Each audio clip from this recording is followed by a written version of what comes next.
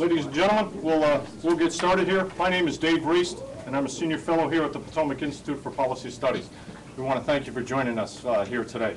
On behalf of Mr. Mike Swetnam, our CEO, and the chairman of our Board of Regents, General Al Gray, the 29th Commandant of the Marine Corps, you're here to listen to these gentlemen, so I'll get off the stage as soon as possible.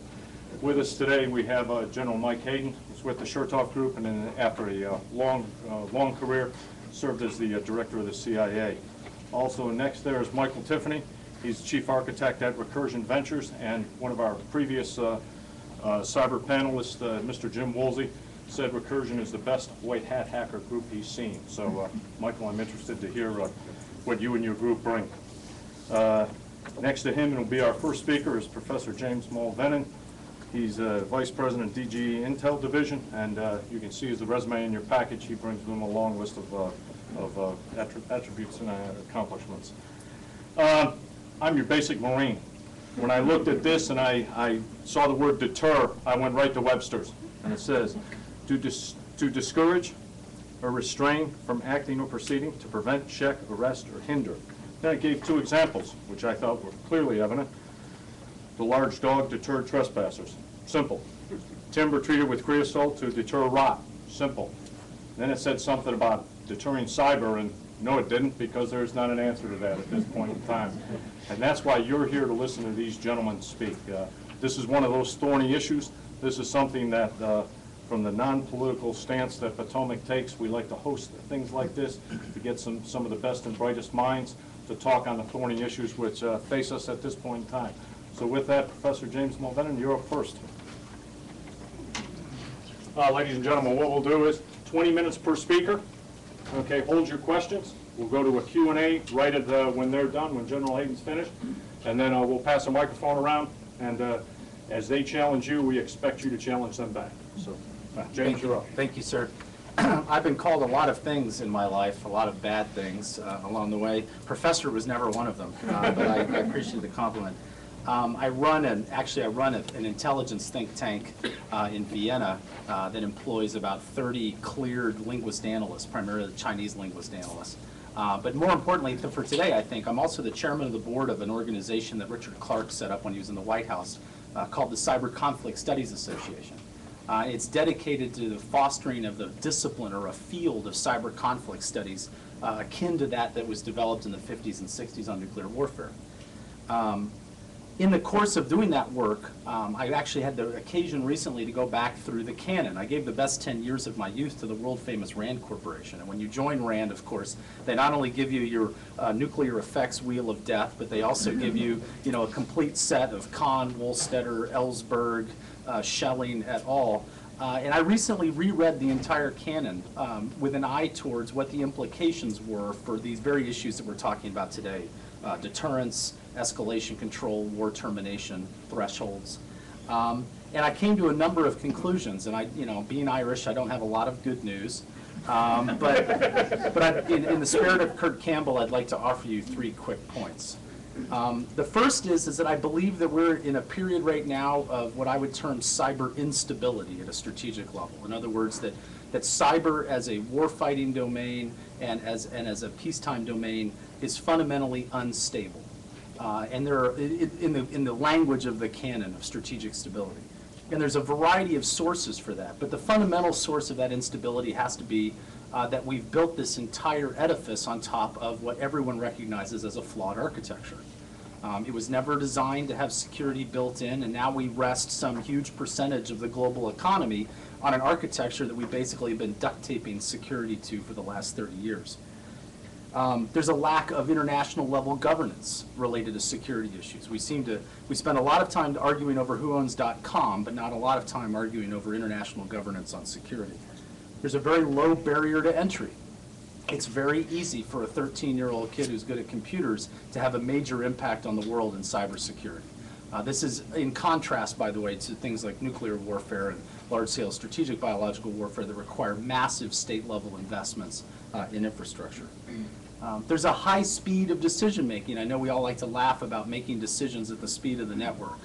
But in fact, when we looked at the timelines of command and control during the nuclear era, the Bruce Blair literature, where we were talking about having to make decisions in a matter of 20 or 30 minutes, now we're talking about milliseconds, and that clearly strains our ability to execute some sort of a strategic stability in the environment. And then finally, most importantly, and maybe most obviously, the innovation that we see and the level of connectivity that is going on, and the increasing connectivity is clearly vastly outpacing our security engineering, it's outpacing our policy, it's outpacing our legal understandings of what's going on. And the result of all of these sources of instability is an environment that I would argue is offense dominant. Clearly one in which we have no confidence in our ability to have an effective and secure defense, and therefore it creates all kinds of interesting implications that I'll get to in a minute. But as if that wasn't bad enough, I would argue the conditions are in fact getting worse. And the sources of it getting worse are the profusion of social media, which I greatly enjoy, but recognize in my own employees the extent to which is in fact compromised the security of my corporate networks by giving adversaries the kind of phishing information that they need to be able to conduct sophisticated attacks against our networks.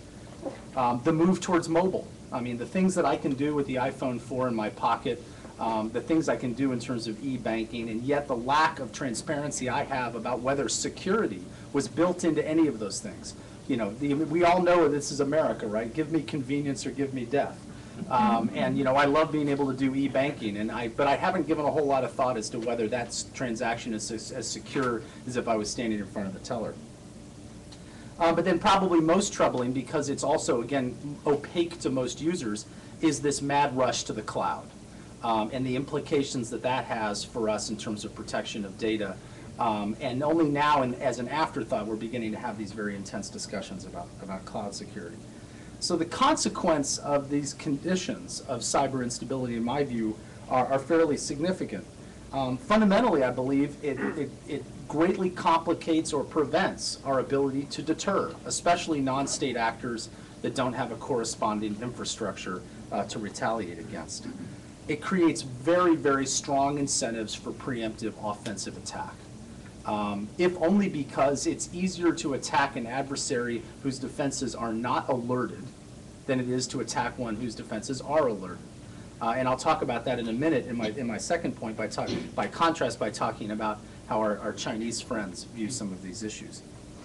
Once you have conducted or initiated cyber offense, there are also then strong incentives for rapid escalation, which again is highly unstable.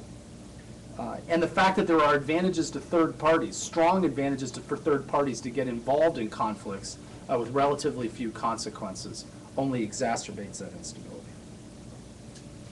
My second point is that the discontinuity in some cases of our view of cyber deterrence with other potential adversaries' view of cyber deterrence actually further exacerbates the instability I'm talking about. And here, relying on the years that I've spent looking at Chinese and cyber issues, we have to first fundamentally understand that the Chinese, like the Russians during the Cold War, have some very different cultural understandings of even the term deterrence. I think many of us were very surprised at the end of the Cold War to read the various reporting that went on of the interviews with the Soviet General Staff about what their view was about nuclear combat. It clearly did not line up with Herman Kahn's 36 rungs on the ladder of escalation. And so, if SAC had one view and the Russians had another, the interaction of those two views is as important as our own internally logical view of deterrence stability. The Chinese term for deterrence, wei shi, has embedded within it the idea that this is not a good thing. In Chinese, wei shi implies coercion. And so that's very much in keeping with their view about how the reason they developed nuclear weapons was not to enforce a stable deterrent, but was to prevent nuclear blackmail by the United States and by the Soviet Union. And so right from the outset, the Chinese have a very jaundiced view of deterrence, as if this is a response to the coercion of an outside party. And we have a number of very authoritative sources from the Chinese side that further give us worry about their fundamental views of deterrence. There's a book that we obtained a number of years ago that is taught at the senior professional military education level in the 2nd Artillery, their strategic rocket forces, which is on their various campaigns. And there are some kooky notions in there that wouldn't have gotten past the PowerPoint stage at RAND, but for some reason are being disseminated to senior PME in the 2nd Artillery. And I'll give you a good example. The Chinese argue that, because of course they're not going to go first in nuclear combat. So they said the high-tech enemy, i.e. the United States, has carried out this withering first strike. But because China has gone mobile and has developed deception and everything else, one RV survives. And according to their literature, if they launch that single RV and successfully detonate it over an American city, this is a direct quote, that will be sufficient to negotiate war termination with the high-tech adversary on our terms. Which is a view of war termination that is just perverse, because when I briefed this out in Omaha to General Chilton turned to his J3 and he says, well, what do you think of that? And he goes, Katie bar the door, sir, because our plan is, at that point, there's a detonation of an American city, we just empty the chamber at that point. All of a sudden a 300 by 600 mile area of central China is now the world's largest black glass skating rink. So again, those kinds of discontinuities in terms of adversary views, I think, are as important to understanding as anything else. Now, the Chinese in the cyber arena have some interesting perceptual blind spots that you could, depending on your personality, you could either be afraid of or exploit. And one of those perceptual blind spots is that they believe that their adversaries, particularly the United States, are asymmetrically vulnerable in this domain, and that they are not. When in fact, I would argue in the information operation that I've been carrying out in my dialogues with the Chinese side over the last 2 years, is that as China becomes more digital, as its military lays more thousands of kilometers of fiber optic cable, as they become more reliant on satellite communications, that they are asymptotically becoming, that's a good RAND word, asymptotically. They are asymptotically becoming a status quo power in cyber with many of the same interests as ours. And we can see this in their ASAT program. I mean, if you have a large satellite constellation, you are disincentivized to actually allow for warfighting in space. So it isn't cyber and space are not environments over time where the Chinese are in fact asymmetrically non-vulnerable. They share the same vulnerabilities we do, and yet there seems to be this blind spot, which again leads to further instability. I would argue also that Beijing and Moscow have a different view of the use of cyber as an overt tool of national power. I would argue that they're much more comfortable with it. And we see this in the Estonia and Georgia cases. We see this in a number of indications, particularly the alleged China origin intrusion set. I mean, people always say to me, well, isn't China a shame culture? I mean, they've been on the cover of Time magazine, for goodness sake. Why aren't they stopping this? I said, well, yes, they are a shame culture, but you'd have no reason to feel shame if the network affords you plausible deniability. Okay? So even that thin veneer of lack of attribution is sufficient for them to feel comfortable to use cyber as an overt tool of national power in ways that I would argue that I don't think the United States is at all comfortable with. We don't have a vocabulary for discussing a lot of this outside of the realm of top secret compartmented discussions, and we would certainly not be comfortable with the use of proxies or even non-national proxies that both the Chinese and the Russians have shown to be able to carry out attacks which potentially could have strategic level consequences. We certainly would not be comfortable with that. So that creates an asymmetry in terms of the methodologies that we're willing to use, and again creates more deterrence and stability. And the Chinese also argue, I think somewhat presciently, as early as '96 they were arguing that cyber is not, as we argue, a force multiplier to be used at every phase of conflict, but instead is a bolt from the blue weapon that needs to be used at the opening phase of conflict in a preemptive fashion. And the reasoning is as follows. They say, once you conduct that bolt from the blue, then the adversary will either patch the vulnerability that you've spent months reconning, or they will take the network offline. Regardless, you're now facing an alerted adversary, and they say, we've told our leadership we have a very low confidence level in being able to find new zero-day vulnerabilities on the fly against an alerted adversary. So we really believe this is a preemptive weapon. Unfortunately, preemption of that sort and that incentive to attack preemptively is highly destabilizing in a strategic context. But my third point is, despite all of this bad news, that the U.S. desperately needs cyber stability. And so the question is how to get there. Now, why do we need cyber stability? Well, we need cyber stability first and foremost because the global network is now also a large percentage basis of our own economic prosperity. And so the extent to which cyber is unstable, it further complicates our ability to have an economic recovery and to continue to be prosperous in a globalized economy.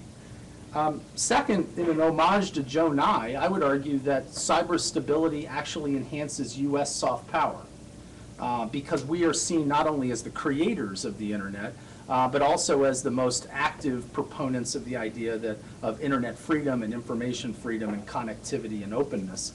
And so the extent to which cyber becomes a place in which you can actually safely do what you want to do, I would argue it enhances U.S. soft power. But then finally, and of course most importantly for our discussion, cyber stability enhances U.S. national security, particularly the extent to which cyber is, I want you to think cyber not as a separate domain, but as almost as a substrate that runs under all of our domains now, air, land, sea, space. It really is a foundational element of all of the domains we care about, not a separate domain that can be compartmented off and dealt with separately.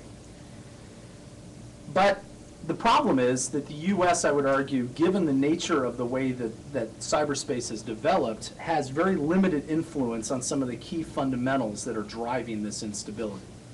And it's getting worse as the network becomes more global, as the U.S. becomes an increasingly smaller percentage of the nodes on the network. Our influence over the overall network therefore declines.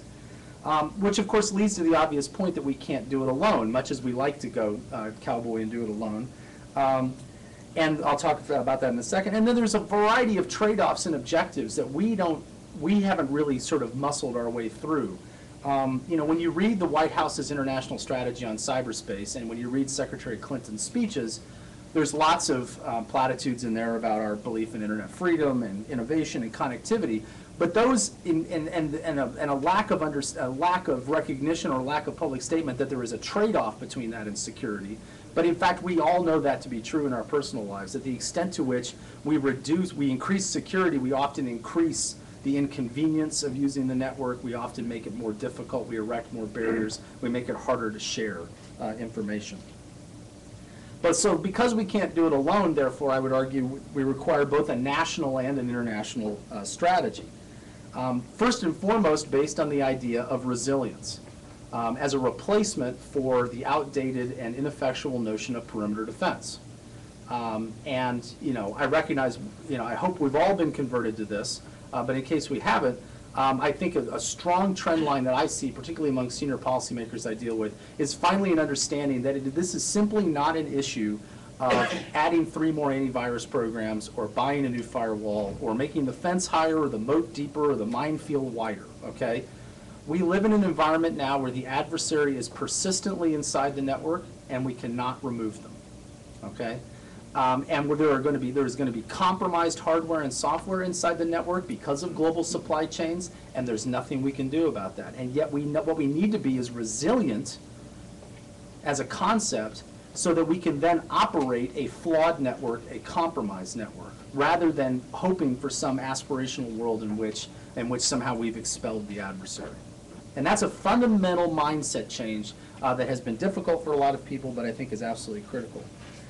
Part of that resilience is very, very deep international collaboration with like-minded stakeholders around the world, both state and non-state.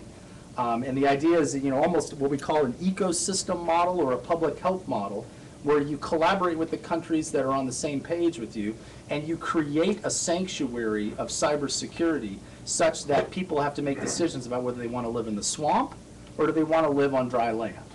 Okay, and you can create market-based policy incentives. There's a whole variety of good ideas out there about norms, about, you know, norms like, you know, you're responsible for the hostile packets that exit from your network, whether it's at the company, university, or national level. And if you're told by a relevant level cert that they're coming out of your network and you don't do something to remediate it, then you get dropped in the international peering relationships and you lose guaranteed connectivity and bandwidth until you fix it.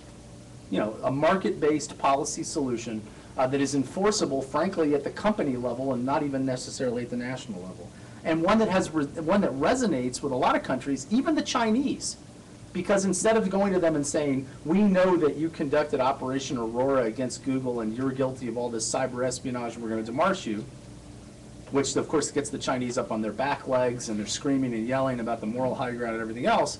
A model in which you simply say, here are 3 IP addresses that within China from which all of this hostile packets are coming from, and we're asking you to remediate. Now, is that going to solve the problem? No, it's just going to move it out to a third country.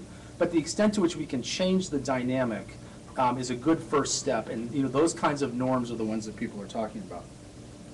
Now, the international strategy from the White House, just to close, I thought was a good start. But I'm pregnant with anticipation to read the actual department-level strategy documents, which I think are going to have a lot more of the red meat that we care about, particularly the one from DoD. And in closing, let me just, as I always do, please, immediately after this meeting, go and update all your antivirus programs. Don't click on links that you don't recognize. And please, please, please become robust users of encryption in your personal life. Thank you very much.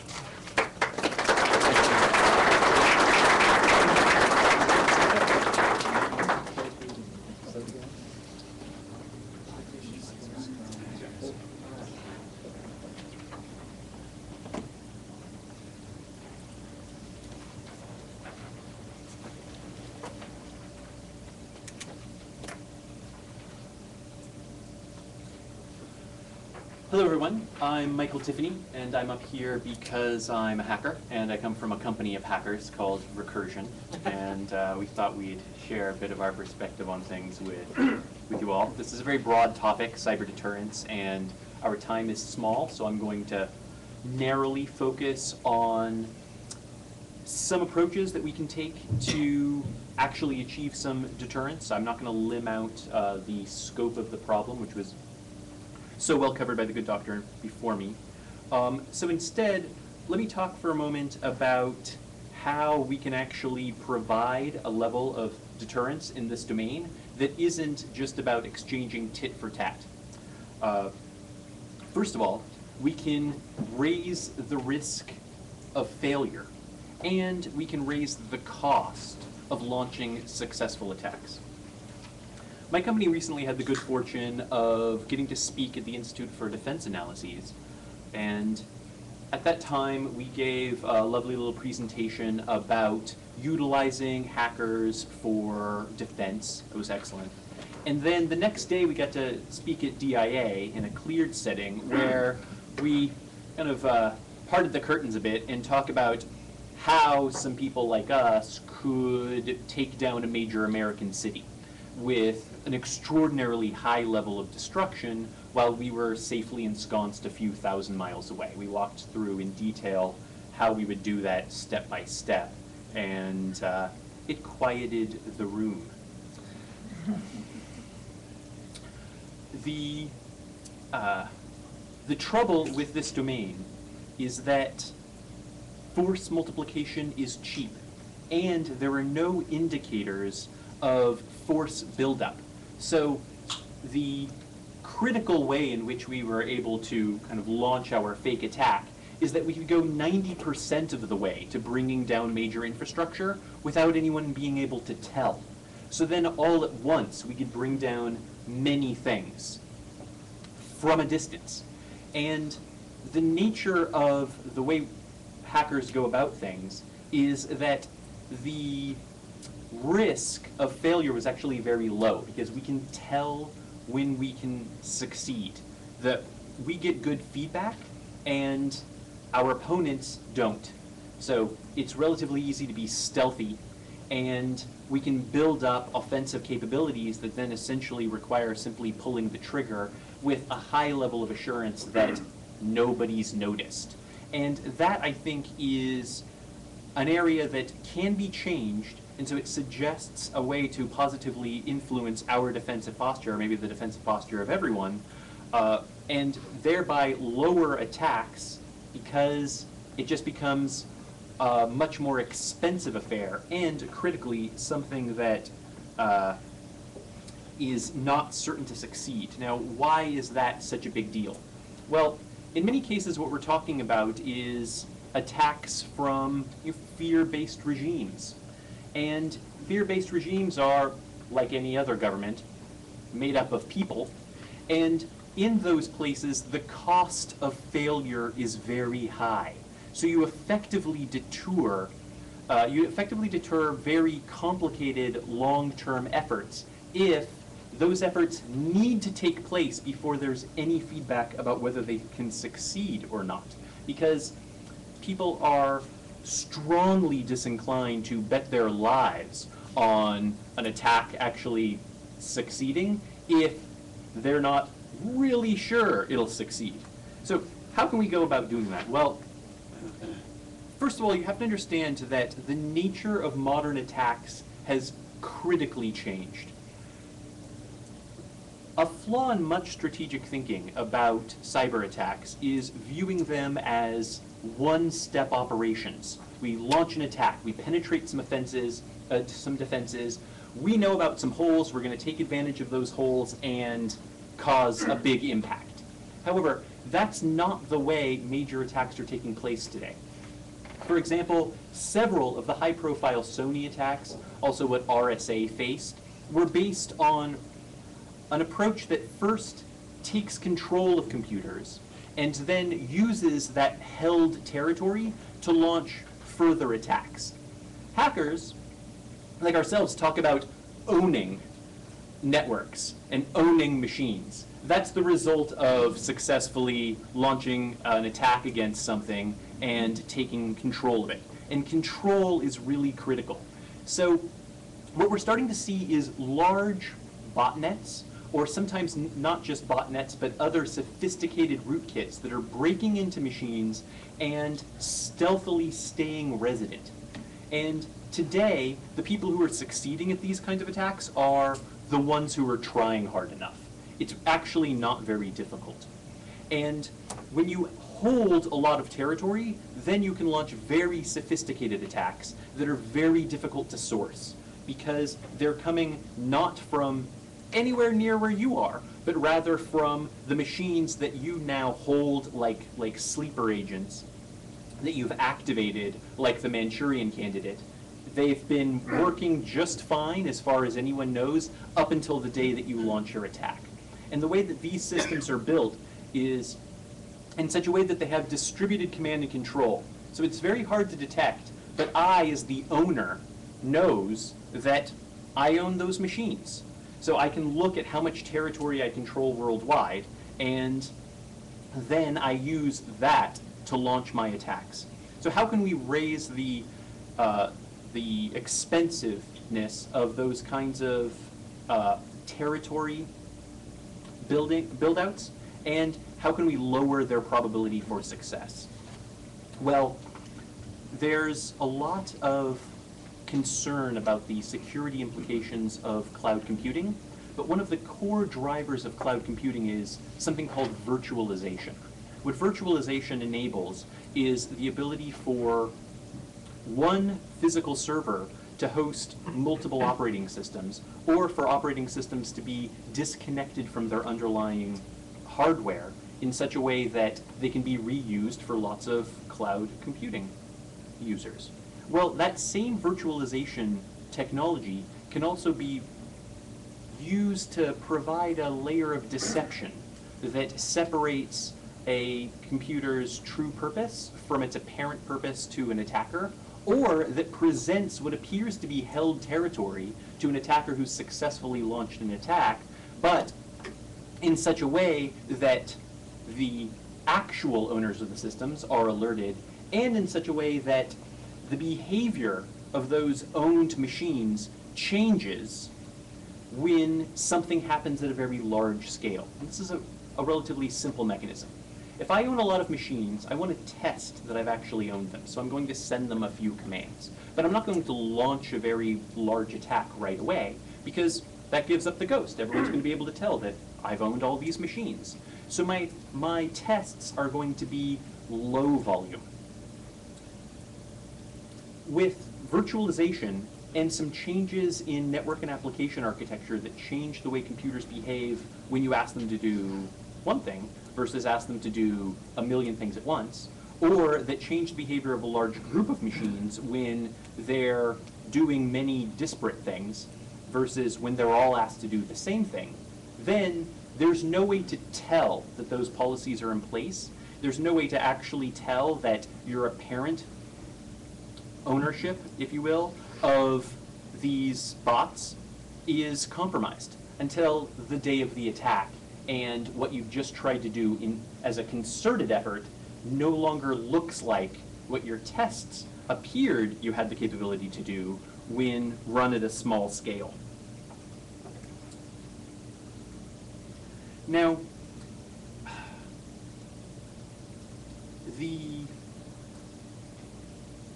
the barrier to implementing this today is a very low level of security in everyday computers. Today, machines can do a lot of different things, so it's trivial to have them repurposed for attack, because in an environment in which your phone is also a phone, but is also a mobile banking device, it's not just that your device now is compromisable in terms of your banking information. Fundamentally, the only way to achieve that kind of flexibility is if items like phones are really general purpose computers, and there's no way for them to distinguish between legitimate instructions and the instructions of an attacker who wants to do something wildly inappropriate with your device. Virtualization may be able to help even at a small scale like that, or it could just be that we need to change our security approach in such a way that we place more limits on the computing devices that we use every day so that they're less general purpose. The security approach that we take with computers is like the security approach we've taken for hundreds of years. It's really the castle keep model. We've been protecting very precious things for a very long time. What we do is we put those in the center of many layers of defenses, and we surround that castle keep with professional guards and professional processes that are all oriented towards security. We've applied that kind of castle keep methodology to our protection of computers and networks. And the result is that we all complain about how security procedures are the enemy of convenience, they limit our options, and nobody is happy when security regimes are put in place because they do put up barriers. Well, is that necessarily the case? Perhaps not. My company recently developed some technology that increases credit card security, and it does it in a way that doesn't impact usability or flexibility. It doesn't make things more inconvenient in any way.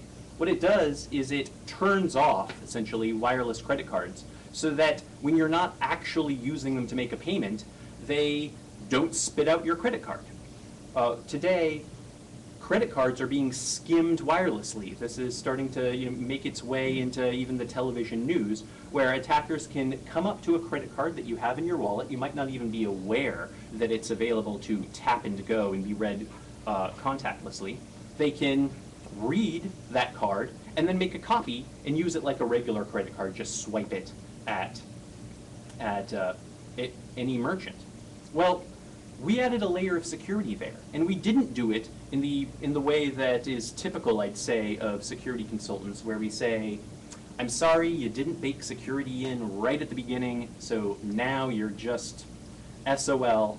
We got to start from scratch. You have to bake security in. Instead, we figured out a way to layer in security by essentially providing an off switch for these cards. There's no inconvenience there.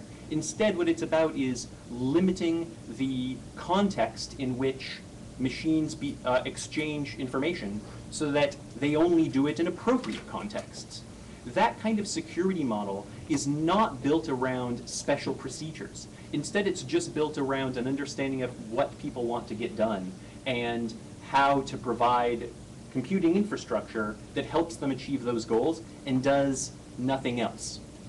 When I do online banking, in fact, when I browse the internet at all, I'm often presented with dialog boxes about secure websites that I've visited that ask me, what should I do? So I visit some website, there's a problem with the SSL certificate. I think we've all faced this. And I don't know about you, but I, as a security expert, my approach is just click yes and move on with my business. It really is. That's because the pervasiveness of problems with SSL sites is so high that we've all essentially been trained to just click yes. There's something wrong with the certificate. I need to get something done. That's because SSL certificates impose a very stringent, lovely level of crypto. It's really excellent work. That's based on the idea that visiting secure websites is something that's very special. And so it should be treated specially. And so you are all like castle keep guards. You have to understand what the procedures are, what the rules are, and if a rule has been violated, then you have to make a decision because there's no one else to ask. Well, we shouldn't have to make those decisions. That kind of permission-based security looks great and works at a very small scale as long as we're all security experts, but it's not built for regular people. So we need to switch from the castle keep model to the limited context model and increase the security of everyday things. Because it's the compromise of those everyday things, your personal computers and mobile devices, that are building out the attack capabilities for enemies who want to launch very concerted efforts. If we take that capability away, then we haven't cut off attack capabilities at the knees. What we've done is we've increased their expense. We've increased the cost of launching distributed attacks.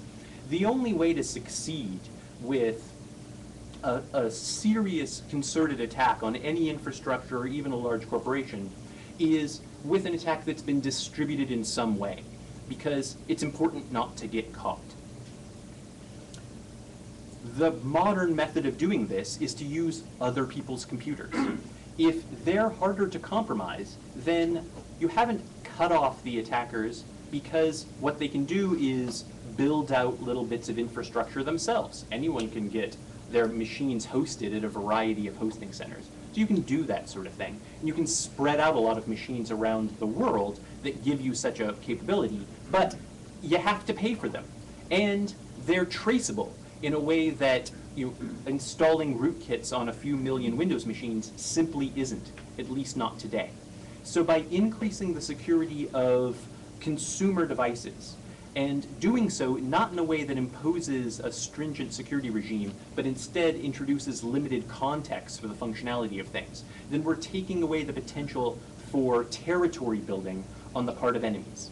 And then with the increase in the use of virtualization to change the behavior of systems from the way they behave at a small scale for their legitimate work and the way they behave at a large scale, either in terms of each machine or a bunch of machines suddenly acting in concert, then it's harder to get feedback about the effectiveness of your attack and its suitability for launching a large-scale attack, which means that we've introduced a certain potentially potent disincentive to those that are building out botnets for the purposes of these attacks, which is probably a very large disincentive to certain state-based actors where fear is a primary motivator and failure can equal death.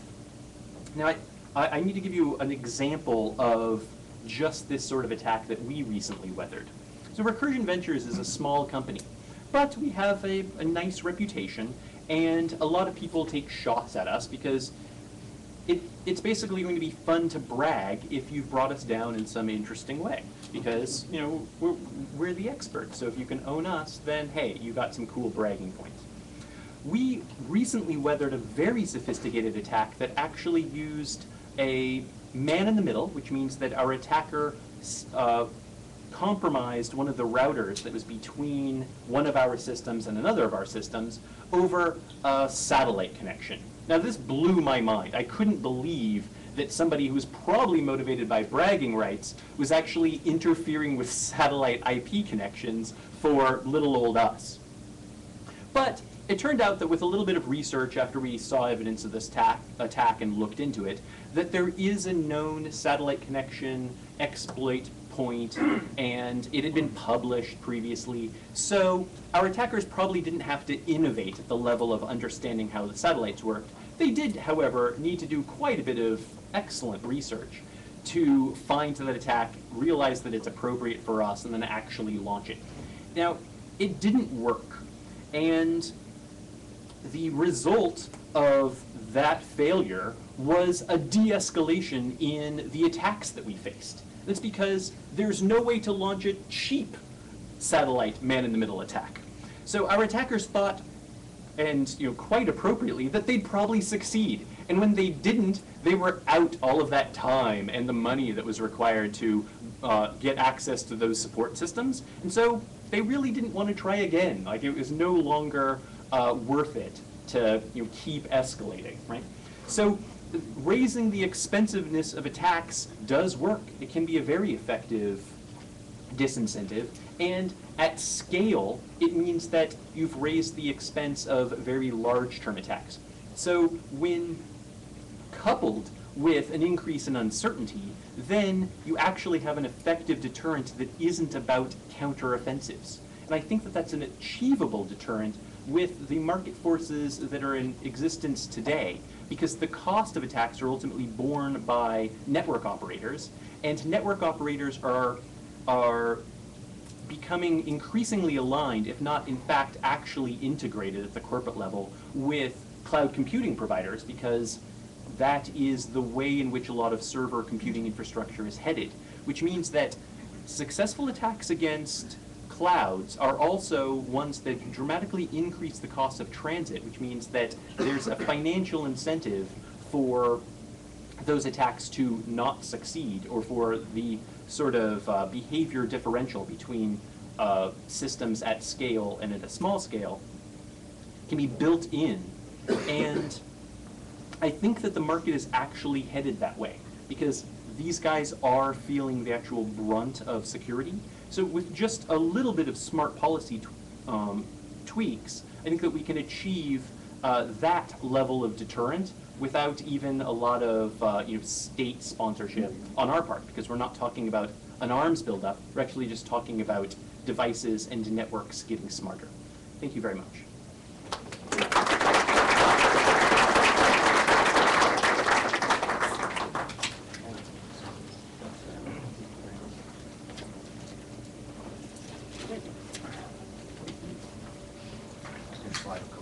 Okay.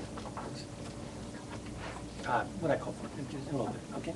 Well, thanks for the opportunity to come chat. You're going to hear some powerful echoes of what James and Michael have already said, but it comes from my own personal perspective. And just so we all understand, I was commander of the Air Intelligence Agency in the mid-1990s, and frankly, I think the folks down in San Antonio were on the cutting edge of American thinking about cyber combat, the cyber domain. I was director of NSA during a period, and over 5 years. I think everyone would agree that Fort Meade right now is probably the largest concentration of cyber power in every dimension of the word power, technology, brain, and so on the planet. And then I was director of CIA, where I actually had covert action as part of my portfolio. So I'm coming at this kind of as a practitioner. Now, a practitioner needs to be policy smart. It's really painful when a practitioner colors outside the policy lines. So you really have to be policy sensitive. But my perspective, again, comes from the point of view of someone who's tasked to do something and has to do one way or another. So let me begin with just a couple of elements. And again, echoes of things already said out there that shaped kind of the left and right-hand boundaries as to how I thought about this when we had a task to be done. The first is the question of domain. I bumped into this concept in 96, 97, down in San Antonio as commander of the Air Intelligence Agency. As I mentioned, the Air Force was kind of cutting edge and thinking about things cyber. I just come from Bosnia. I was the chief of intelligence for U.S. European Command. I wasn't thinking about many things cyber during that period, so I was a student, and I took advantage of being there to learn from my staff. And they introduced me to this concept of cyber as a domain, land, sea, air, space, cyber. And James, it's a little bit like air power, in which an airman, which I am, thinks that air power is an independent domain, but it influences all the others. One cannot win in the others without air superiority. Right? So it is with cyber. And I have to tell you, as a GI, when you think of something as a domain, it's a peculiarly liberating concept. Oh, it's a domain. It's not a network. It's not bandwidth. It's not a budgetary program. It's a domain. It has its own geography. It has its own physics. It has its own inherent characteristics. It's characterized by being inherently global. It's characterized by being highly maneuverable, characterized by great speeds. It's just liberating. So that's the first block in my own awareness. It's a domain. But then I have to understand that it's not like the other ones. Land, sea, air, space, cyber. In a very fundamental way, God made the first four. He didn't make this one. I actually shared this thought out in Las Vegas 2 summers ago at the Black Hat Convention. There I was, former director of NSA, in the ballroom of Caesar's Palace with 5,000 hackers on the road to recovery. Okay? And I went through this: land, sea, air, space, cyber. God made the first four. You guys made this one, and God did a better job. And to echo thoughts already shared, we really didn't build this very well. We built it for convenience. We built it for ease of use. In other venues for a longer time, I go through this extended metaphor comparing the cyber domain to the Korean Peninsula. And I talk about the defense of Korea. I've had 2 tours there, so it felt a part of my adult life. And I talked about rivers and valleys and hills. And I mentioned there are no rivers and valleys and hills on the internet. It's all flat. It's all built for speed. All advantage to the offense. I mean, look at its bloodline, ARPANET. Okay? The technological and entrepreneurial energy of the thing is, how do I move large quantities of data easily, fastly, quickly, in a network comprised of a limited number of nodes, all of whom are known and all of whom are trusted. That still remains the engineering principle of today's internet, with an almost limitless number of nodes, many of whom are known and a whole bunch of which don't deserve any degree of trust. So that's the second building block. Okay? It's a domain, but all advantage goes to the offense. It's been mal-developed. And now we're seeing the evidence of that mal-development. Bill Lynn talks an awful lot. We divide cyber operations in the military into kind of 3 subsets: CND, CNE, CNA. Computer network defense, pretty obvious, we've been talking about that. Computer network exploitation, that's penetrating someone else's network to steal information. Nation states do that all the time. I got a phone call from a fellow at CSIS about 2 years ago now. Something very bad had happened. It was attributed to the Chinese. And what do we do about this? Right? And I thought I got the sense he wanted me to say something dramatic, probably beyond a démarche to Beijing. And I said, I really meant it. Well, I think you ought to follow the advice my dad gave me when I was 11 years old and came home from a fight. Quit whining, act like a man, and defend yourself. In other words, steal my information? Shame on me. And Bill Lane points out in a very good article in Foreign Affairs several months back, that's kind of where most of the sins and crimes are right now. It's in the stealing of information. But if you move up the spectrum, CND, CNE, now CNA, computer network attack, we can see a gradual escalation of what's the right word? Permissible activity? Or at least tolerated activity? Under computer network attack, kind of sub 1, I would say cyber on cyber. And there you have patriotic Russian hackers taking down the Estonian internet because Estonia decided to take down a Soviet war memorial. That's 07. 08, kind of a repeat. These same patriotic Russian hackers take down the Georgian government's internet system, coincident with a Russian army invasion of Georgia over South Ossetia and Abkhazia. Cyber on cyber. Cyber to create cyber effects. That's pretty bad, but it's confined. And then, and what I say now, literally what I read in the newspaper. Right? Then, about a year ago, someone or someones launched something into the cyber domain to create physical destruction. And here I'm referring to Stuxnet. Now, from what I read, taking down a cascade of centrifuges at Natanz is inherently good. But when you step back and you think of it in the way we're thinking of it today in this issue, someone has just crossed the Rubicon. And we have a legion on the wrong side of the river now. Someone has just used a cyber weapon to affect physical destruction in some other nation's critical infrastructure. That's a big deal. Somebody just legitimated a certain kind of interstate activity. Now, that should really make us worried if you go back to, it's a domain, but it's not very well designed, and look what you can do inside that domain. So what we're talking about is incredible risk. And by the way, I was 39 years in America's military. I've been out now for about 2.5 years. You are about to see the first and only PowerPoint slide that I have used since my retirement from the armed forces. On slide.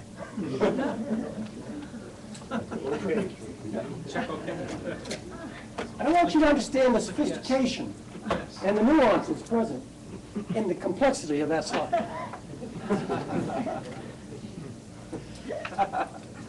I actually thought about these kinds of things a lot, but this formula came, I'm a customer of this from an FBI officer in a similar meeting about 3 weeks ago, in which he talked about risk. I mean, that's classic, okay?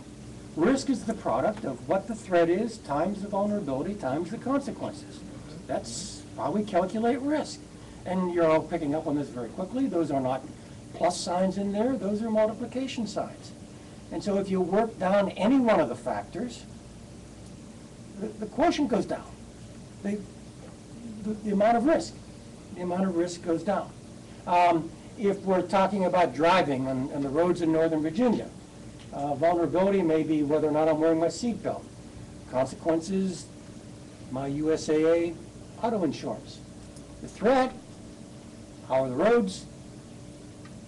Do we have an appropriate licensing authority, testing for the other people out there? So you buy the danger down. Nuclear war, vulnerability. North American Air Defense Command buys down vulnerability. Consequences, duck and cover. Okay. Threat. I can buy the threat down by making an attack a bad idea. A long phrase. It might be one of those meanings of deterrence that you came across in the dictionary. Bear with me just for a moment. I'm going to get to deterrence, and Roy kicked the podium about it. But most of the activity I'm aware of in buying down risk in the cyber domain is in that middle factor. We have spent the GDP of a medium-sized country trying to buy down vulnerabilities, firewalls, patches, cyber hygiene. It goes on.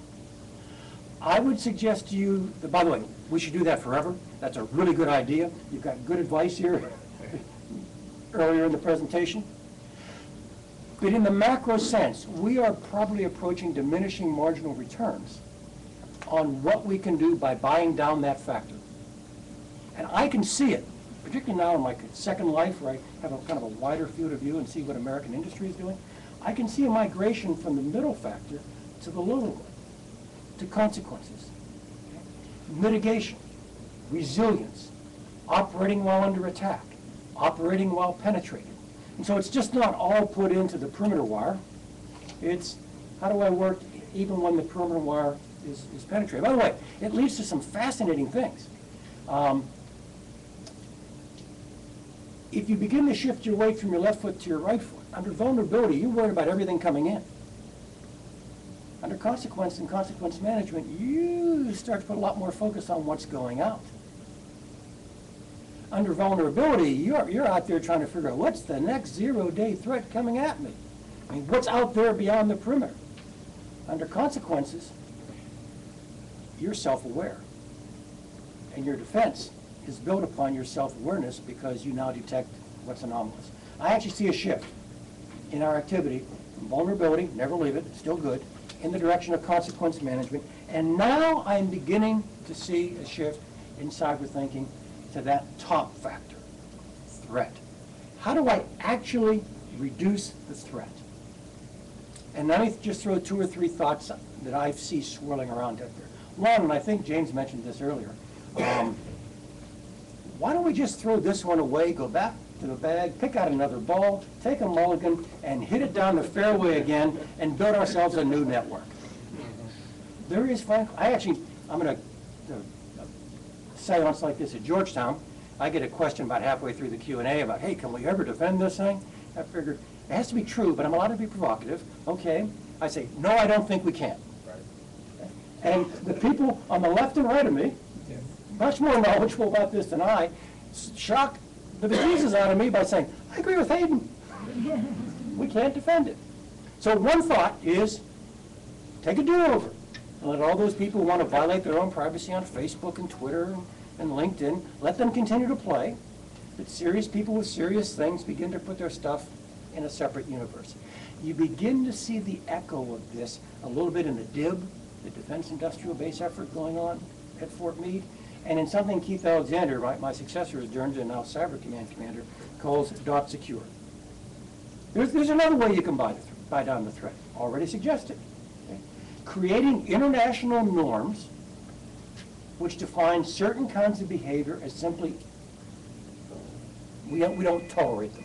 They are unacceptable. So that a distributed denial of service attack is treated by the international community the way we treat biological weapons. Good people don't have them, good people don't use them, and if you're not good people, you're going to suffer the consequences. And frankly, we don't care. If it's coming from your domain, we don't care whether you're doing it, whether you're permitting it, whether you're enabling it, whether you're tolerating it, or whether or not you can even stop it. It's your fault. And we're going to hold you responsible. A third way you can buy down threat is the traditional one, making it a bad idea. And there have been lots of thoughts about deterrence, and I purposely kind of did a long wind-up to this to talk about cyber as a domain compared to the others, because there is an instinct, and I think most of us have taught ourselves not to follow it, to simply transfer the physical space deterrence model into the cyberspace deterrence model. One of James's colleagues at RAND, Martin Levicki, had a wonderful summary of why you can't do that. I'm just going to read it. Okay? The ambiguities of cyber deterrence contrast starkly with the clarity of nuclear deterrence. In the Cold War nuclear realm, attribution of an attack was not a problem. The prospect of battle damage was clear. The 1,000th bomb could be as powerful as the first. Counterforce was possible. There were no third parties to worry about. Private firms were not expected to defend themselves. Any hostile nuclear use crossed an acknowledged threshold. No higher levels of war existed, and both sides always had a lot to lose. Other than that, the thing transfers very smoothly. Despite that, we are now beginning to poke at this problem. I was struck by American declaratory policy not more than 2 or 3 weeks ago that talked about how we would respond to a cyber attack, and we left it open-ended. We actually kind of positioned ourselves to be indifferent as to whether or not it was a kinetic or a cyber attack, and that we would judge the concepts of equivalence and the concepts of proportionality by the damage that was done, not by the methodology used to create the damage. That's poking at the question of deterrence in the cyber domain. An octave or two below that, quite interesting, the American Congress is now defining some things in the cyber domain as quote-unquote traditional military activities, and taking them out of kind of the special weapons category that we've had in the past. Again, kind of putting people on notice there could be consequences for an attack. And then I came across an article that I believe is going to be published in this month's Harvard Journal of Law and Technology about active cyber defense. And I just want to share this thought with you because I think it shows kind of the leading edge, maybe even the bleeding edge of thought about how to deter in the cyber domain. It's a fellow by the name of Jay Kaysen. He's talking about mitigative counterstrikes, counterstrikes that mitigate, in addition to the passive defenses there in the middle factor, vulnerabilities.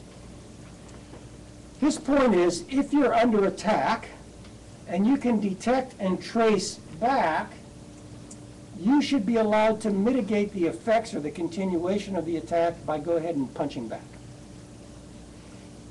And that, your burden of proof or your threshold for action would be significantly less than that which would be required if you merely kept this in, say, a law enforcement domain, where you have to have a level of proof beyond all reasonable doubt. So in the cyber domain, mitigative counterstrikes while under attack with a level of evidence or a body of proof less than might be required for some other activities. And then he goes on. Since most of this is in the private domain, we must seriously then consider provisions for private parties to detect, trace, and execute their own counterstrikes. Now I ask, is this legitimate defense or cyber vigilantism? And are we teeing a line of business up for a whole series of digital blackwires? I don't know. I'm just here to provoke. But there are thoughts out there with regard to how do you buy down the threat by making the original attack less of a really good idea. This is really heavy policy lifting. This is really hard for us to think about. Not just because the cyber domain is different from the physical domain and the concept of deterrence doesn't seem to transfer nicely and comfortably and neatly. How about this for a psychic dilemma, particularly for Americans? You already mentioned other folks think about this in different ways, Chinese, for example. For we Americans, the cyber domain actually is a duality. It's actually, our thinking about it is schizophrenic. You and I have just spent the last 61 minutes talking about the cyber domain as a zone of conflict. And it is our inherent interest, our inherent instinct of Americans to want to make our government as strong as possible when we define something as a zone of conflict that threatens us. And the cyber domain, in addition to being that zone of conflict, and it really is, naturally want the government to be strong, is also the basic communications mechanism of everyone in this room. And more than 200 years of American history teaches us that in our basic communications mechanisms, above all else, it's important to keep the government weak. And that shows you, I think, the fundamental dilemma that we have here at the highest policy level. The U.S. cyber strategy, already mentioned, you would look to for thoughts about defense, has within it the quote, "We have an unshakable commitment to the fundamental freedom of expression and openness, privacy, and the free flow of information." And despite anything we've said here this afternoon, as we speak, the United States Department of State is spending your tax dollars to enable people in the Middle East to remain as anonymous as possible on the internet. Now, it's just you, it's anonymity. It's part of the problem set with which we are dealing. That's where we are. I actually found that to be really simple and really useful. And I really do see a migration in kind of our energy force field from vulnerability to consequences, and now how do we buy down the threat itself? Thank you all very much.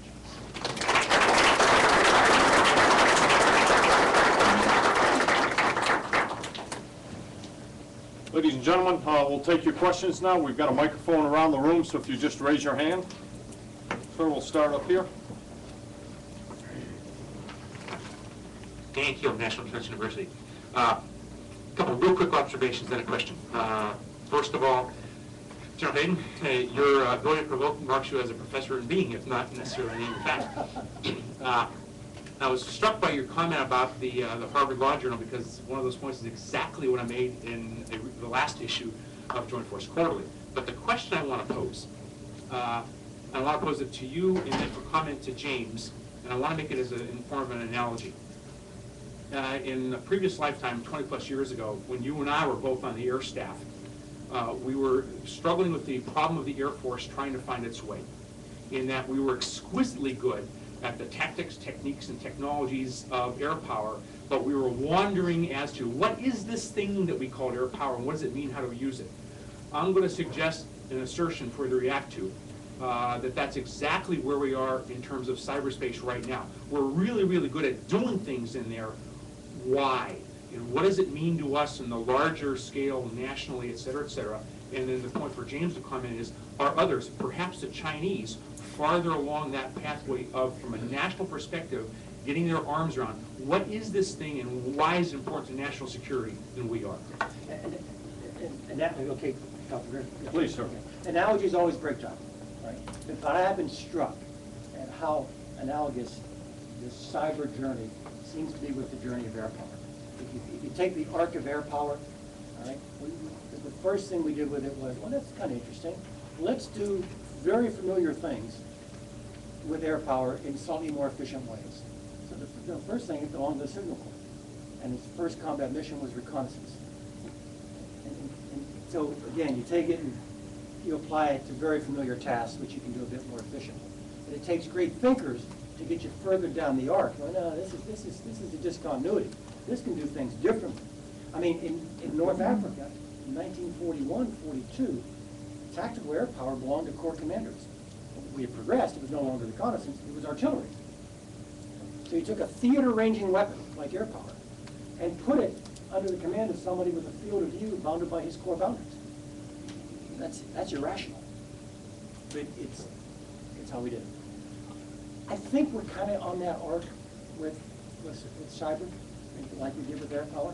And until Stuxnet, I would generally end this conversation with, and let me tell you where it is I think we are on the arc. We have not yet sunk the Osprey's line.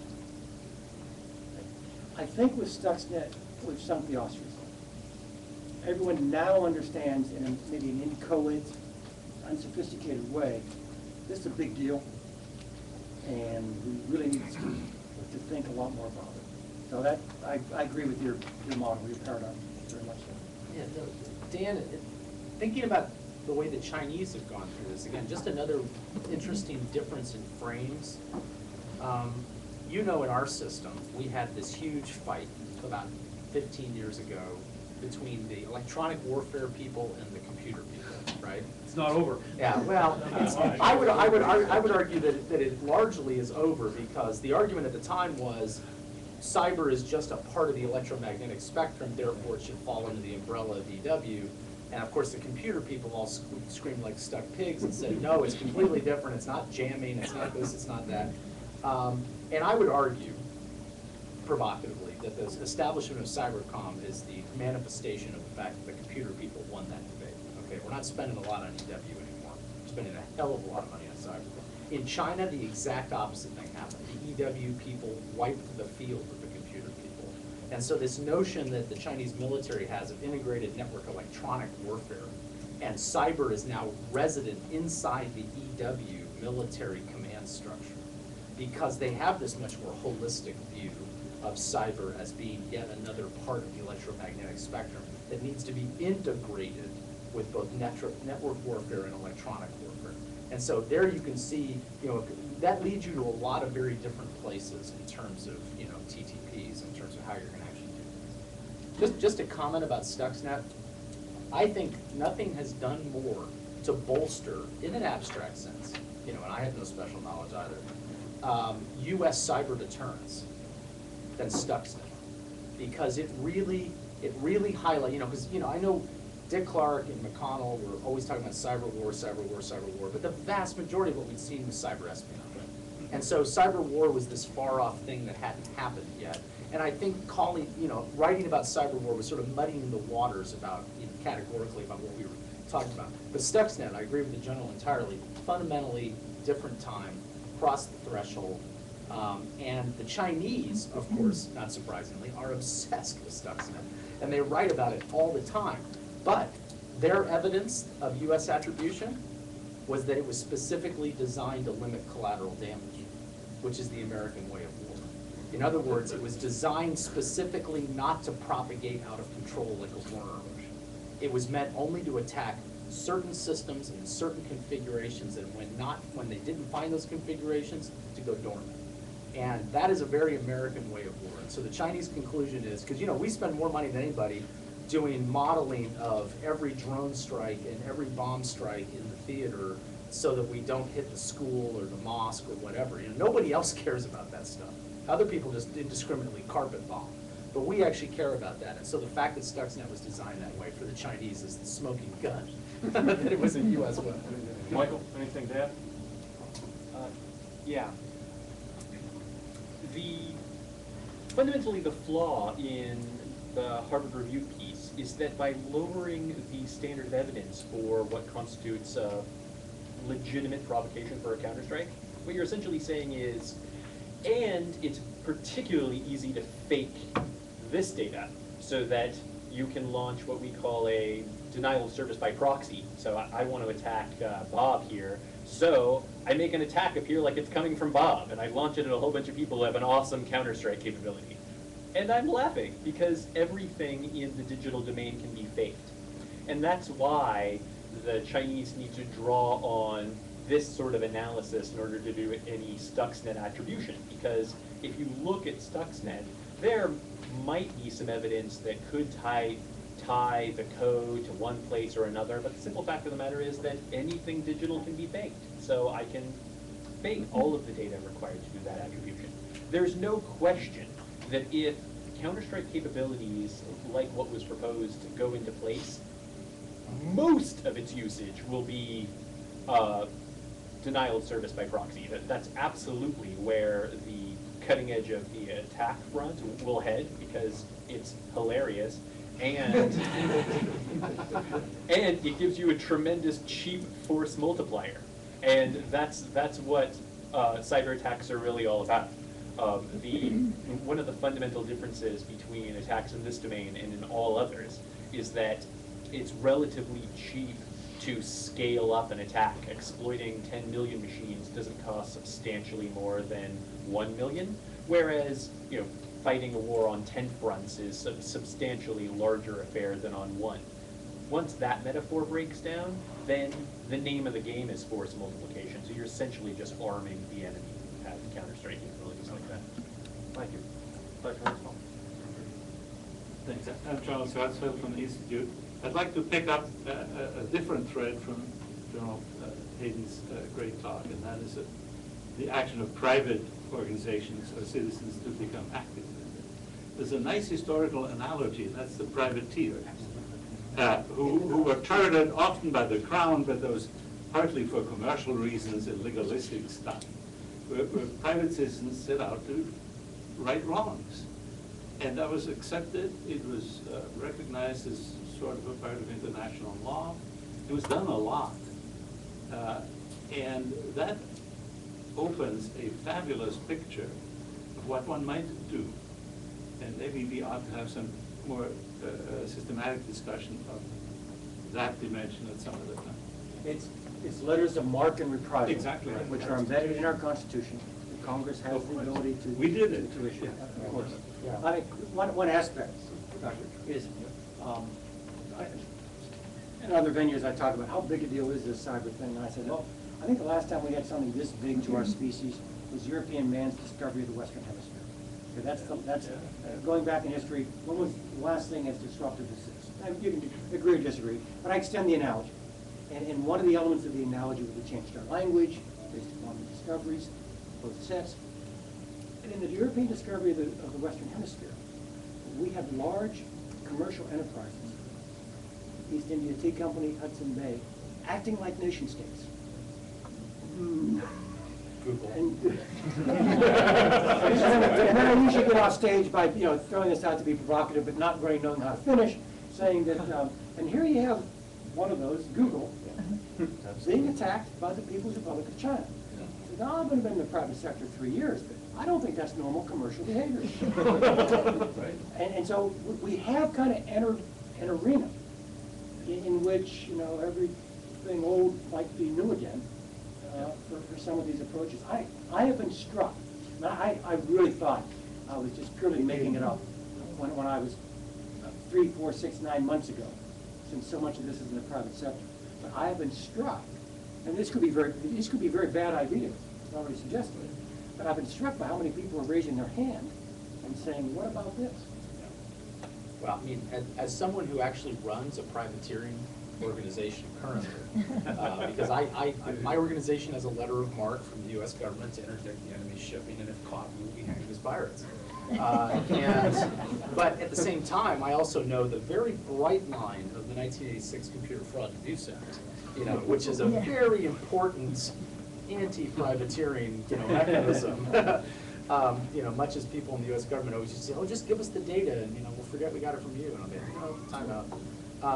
But you know, extending that metaphor, though, you know, engaging those privateers, it's, you know, it's already happening, and the question is, you know, to what extent is it actually distorting the situation? I mean, a lot of Google's negotiation with the U.S. government about sharing the Aurora data was also walking back the cat on what they may or may not have done, you know, to find out where this was coming from and whether or not they were still within the, as General Hayden said, the left and right-hand boundaries.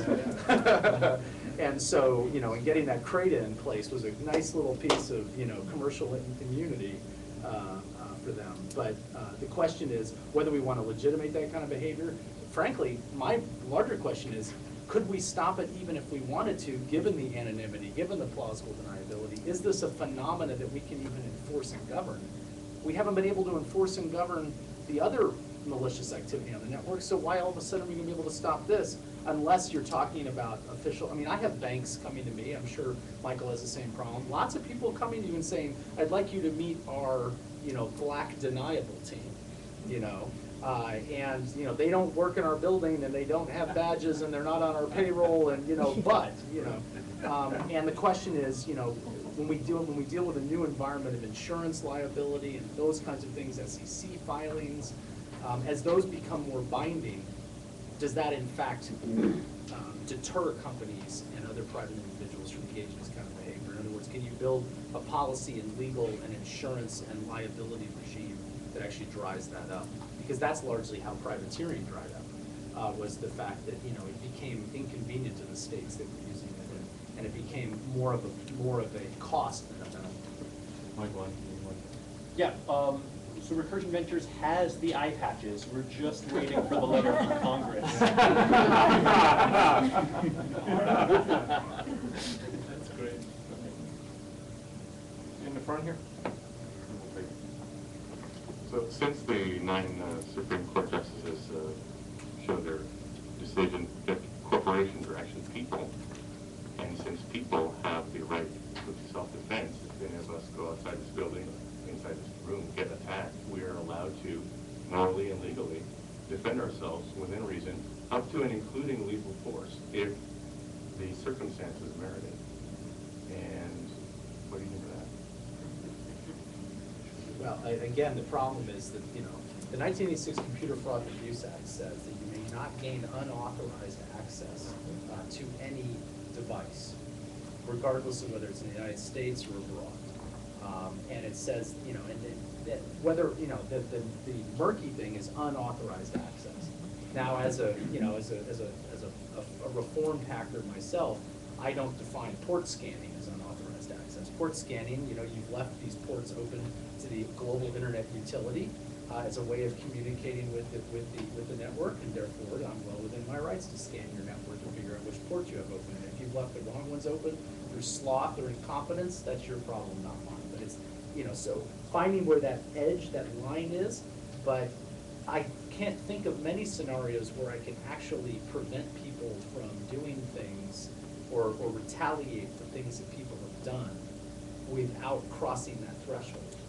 And the question is, are you going to get any sort of, you know, indemnity from that? You know, because you're going to, for the same problem, and I don't want to bring up bad history, General, but, you know, a lot of people say, to the telcos, particularly the big backbone providers, look, we've been in your network operations center, we see the botnets going back and forth, and you don't do anything about it because it's not undermining your bandwidth and it's not preventing you from providing bandwidth to your commercial customers. And you know, the Verizons of the world will come back and say, well, we're not going to sign up to be an instrumented part of Einstein 47 for DHS unless you go to Congress and get us indemnification, because we believe that we're going to have to do deep packet inspection of user data, and we don't want to be sued for violating the privacy of our user base. But in the near past, those companies, the government went to Congress to try and get them indemnification on a certain uncomfortable issue and failed. So for a lot of those companies, they're like once bitten, twice shy. We're not going to go down this road again. And so the difference, interestingly though, is most of the countries in the world, the Chinese, everybody else, their backbone providers are state-owned companies. So they don't have these legal and indemnification problems and privacy problems. So they can instrument their networks all they want. So another interesting issue for me, global trend-wise, is the extent to which the rest of the world has an instrumented network that is trying to deal with this issue, whereas we don't because of all of our legal entanglements and everything along the way. And does that make us more vulnerable? Does it make us asymmetrically vulnerable to other countries that have state capitalist regimes that can control their national bandwidth and their database? Can I just add, that's all correct, and totally agree with you. But your question demonstrates the torque we now have coming forward with our 18th and 19th century institutions dealing with the 21st century problem. I live in McLean. Nice little post office, postmaster dresses up like Santa Claus at Christmas, says hi to folks. I imagine he gets to the U.S. Postal System Inspector General comes by and for the thing, and they have customer service check, good service. And at the end of that, the IG said, got one more thing to do. How's your ballistic missile defense? Yeah, right, that's your reaction. Because you don't laugh when the postal inspector says, I need to talk to you about your computer. There is an expectation of behavior, there is a lack of expectation of behavior from the government in providing defense in this domain compared to the physical domain. And another dilemma. What constitutes a 21st century reasonable expectation of privacy, which is the Fourth Amendment requirement on the internet? Again, I live in McLean, I can't sleep, I look out the front door, Fairfax County Police goes by, a little spotlight on the shrubs, slows down to 8, 9 miles an hour, drives off. What do I think? I think X dollars at work, thank God, this is really good. Now imagine whatever it is you want to imagine is the equivalent of that on your own computer, and tell me you're comfortable. We don't know. We have not arrived at a social contract as to what the correct role of the state and what constitutes reasonable expectation of privacy on the internet. And that's underlying all these policy dilemmas that I'm suggesting. We just haven't figured it out. That's why the question you asked is a great one, and the answer you have is the only one we have right now. Henry in the back. I don't need a microphone. If we have a problem, if we find a problem with Google or with eBay or with Amazon, we send an email to security at Google, security at eBay, security at Amazon. If we find a problem and we're patriotic, we find something wrong in the military or the government, who do we tell? Our problem is there is no security at anything. And even if it was, who is it? FBI, DHS? And if we tell them, are we going to be under arrest? Are our products going to be taken from us or nationally securitized? Are we going to find that we're on a no-fly list? And so since we're here at the Potomac Institute for Policy Studies, we've got to be talking about policy, the interaction between government and military and businesses, and even us wannabe privateers. What we're suggesting somebody go talk to somebody about is there's a tremendous potential in the United States for an unregulated, well-armed militia. Right? Think of it as a Second Amendment, .01, right? There's a lot of people who would like to help. We are actively discouraged. We're in DC 2 days a week. We come down from New York, and we have more access than, to a lot of people than any of our friends. But a lot of people would would like to help. It's not just anarchists trying to take down the Western world. We don't know where to go, and there should be some form of letters of mark and reprisal, deputization, posses, little tin stars, whatever you could do, so that people who want to help can help. What's going to happen here is, unfortunately, it'll be like an avalanche of cliches. If you, outlaw the guns, then only the outlaws will have guns. Same thing here is we've got actors all across the world who really will get a pat on the back or even large cash rewards if they can take down parts of our world. They're not just, we've all been talking about an internet attack, software attacks. We can tell you, because we unfortunately have a lot of knowledge about this, that a lot of chips that get manufactured in certain countries have kill switches put inside. They have backdoors put inside. And they do this as a matter of policy. And every one of those companies is co-owned or completely owned by certain liberation armies. We've got to figure out a way to take this stuff seriously, because these are attacks that no one sees coming. And as you mentioned, very presciently, the Chinese really do look at cyber as a big, huge attack at the beginning. And that big, huge attack will be coming through hardware. So that's something, whoever is talking to the levers of power, if we bring those things up, we sure appreciate it. And we do have our eye back. Who would like to swing at that one first? Well, I mean, you raise an interesting issue, because we could have a very elegant deterrent. We could have, and I believe the declaratory policy in the White House strategy didn't get near the attention it deserved. I mean, we met with Howard Schmidt that morning, and I said, why isn't this underlined in black crayon? I mean, this is really important. And yet you could have all of this elegance on the policy side and retaliatory capability and everything else. But if you haven't dealt with global supply chain issues, for instance, then you're just Swiss cheesing your own network with material from abroad. Now, as I said, we have to operate, in my view, as if we already have compromised hardware and software in the system. We do. That's why this whole, I mean, look, Huawei's been an obsession of mine for 15 years. They're already in the American network. I mean, we have this foolish belief that because CFIUS has tripped them up on 3-leaf and a couple other things, but they're doing exactly what they did in China. First the countryside, then the cities, classic Maoist strategy. So you look at the tier 3 providers in the rural areas of the United States, Huawei has relationships and has equipment in like 27 of them. So they're working their way towards the tier 1. And they're rebranding their equipment. You open up boards from strange South American countries, and they got Huawei boards and everything else. My point is that our strategy shouldn't be how are we keeping Huawei out of the American network. It's how are we doing resilience, knowing that there's Huawei gear in the network, because it's going to be. And trying to design a strategy where we're basically fighting against the forces of technology globalization is simply not going to work. The stuff's 30% cheaper than Cisco. Everyone's going to buy it. Now, why it's 30% cheaper? That's why it should be a trade issue, not a military intelligence issue. We, in our political dialogue, and we've got a lot of issues, these are really hard. I mentioned the allergies we have with regard to privacy and the conflict in a domain that's a zone of conflict, and our communications network, and our instincts go in opposite directions. So we push these questions off. The cyber legislation coming out of the White House, a step in the right direction, but a very small step, and incredibly cautious.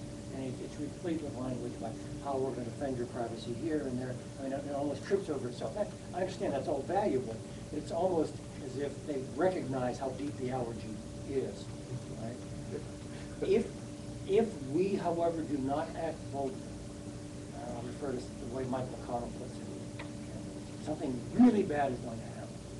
And then we'll overreact. And then we'll take steps that over the longer term we'll regret, because we've done it in haste, done it in panic, done it in fear. Because we've avoided doing it, we've got relative calm in which to decide these questions. I mean, the interesting thing to me is one of the great tensions, the left-hand, right-hand problem that John was talking about. It's almost as if there's a segment of population, certainly there, I've got about 25 somethings working for me, who honestly believe that to be anonymous on the internet and to go onto a bulletin board or a chat room and talk with other people who paint themselves blue and do avatar cosplay in the woods on the weekend and shoot each other with bow and arrows, that's actually in the Bill of Rights. Okay, and the vast majority of countries in the world are moving to a true name internet. You're not going to get on the network in a legitimate way unless you're in true name with your national ID card. You know, and again, we are an island where all of a sudden, you know, we still believe that anonymity is possible. And so a lot of people, in terms of the re-architecting, and I think this is a key point, you know, are talking about a 3-level network, saying, you know, if you want to play up here, you want to do banking at wachovia.com, soon to be wellsfargo.com, everything has to be true name, everything has to be credentialed, digitally signed, encrypted, you know, there's no anonymity up here. Biometrics, whatever you want. You want to play down here and do, you know, dress her like a hobbit and run around the woods. If you play down there, then you know you're opening yourself up to risk and that no one can protect you. And then in the middle is .org, .edu.com, either moving slightly up or slightly down depending on their risk acceptance. The question that the security architects that I talk to are dealing with is, how can you have a multi-level security system that allows you to play up here and allows you to play up here and down here and allows you to play in the middle and doesn't infect, it doesn't compromise any of those different levels in your ability to play there. Because again, you know, we don't trust the edge. We trust the core, but we don't trust the edge. And it's the edge that's the problem. It's, you know, it's my mother's fault. You know, she let her machine, she bought Windows Vista and it became a zombie and a botnet, and you know. But it's not my mother's fault. And the whole cybersecurity problem is not my mother's fault. Just because Redmond, Washington made some crap, you know, that was easily vulnerable, it's not my mother's fault. And yet the entire architecture is designed to blame her. So. Michael, I'll give you the opportunity to disagree with your boss back there. All right, great. So, if you looked at the progression in terms of security response that General Hayden laid out, one key consequence of that shift from vulnerability management to impact management also connects what we've both been saying as well. If you know that your core is owned, if you've been infiltrated, then what you must do is lower impacts and increase the resilience of your response, right?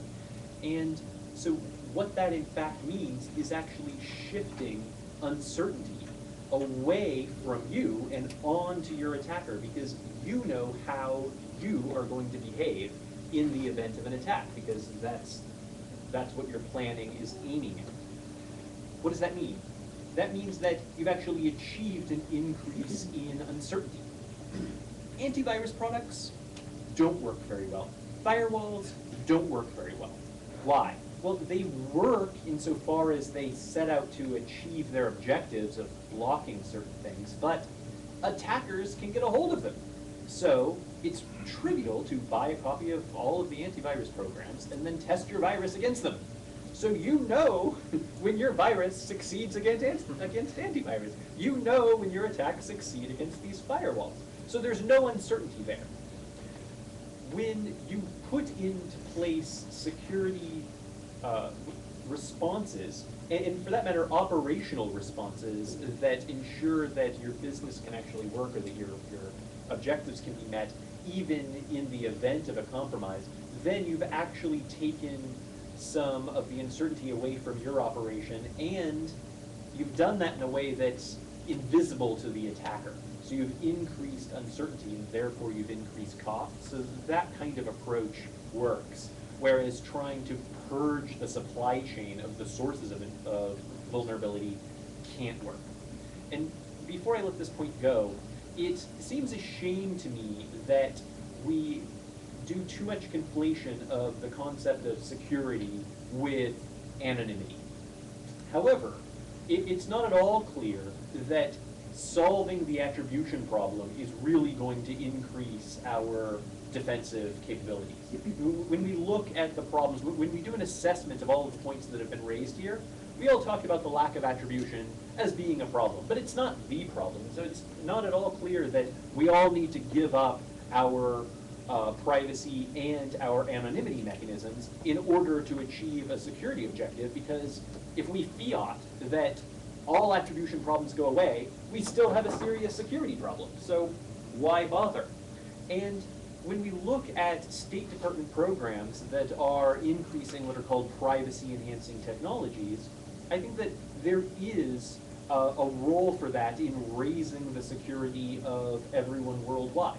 It's entirely possible that we'll see an issue that looks a lot like the reverse innovation that Johnson & Johnson is seeing when they market something first in India and then find, wow, there's a big market for this back home as well. Why is that? Well,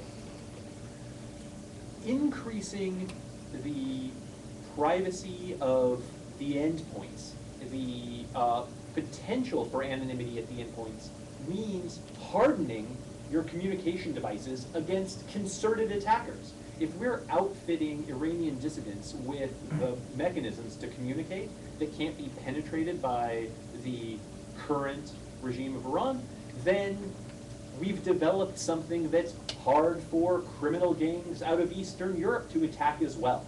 And so if in fact we were hardening endpoints everywhere, then we'd be depriving attackers of one of their key attack vectors, one thing that we know is devastating to us, which is large numbers of zombie machines, which by the way is exactly how Stuxnet worked as well. And that threat is vastly higher than the problem of lack of attribution. Because consider the case where one attacker is trying to bring down your entire electrical grid, okay? And let's say you operate the electrical grid.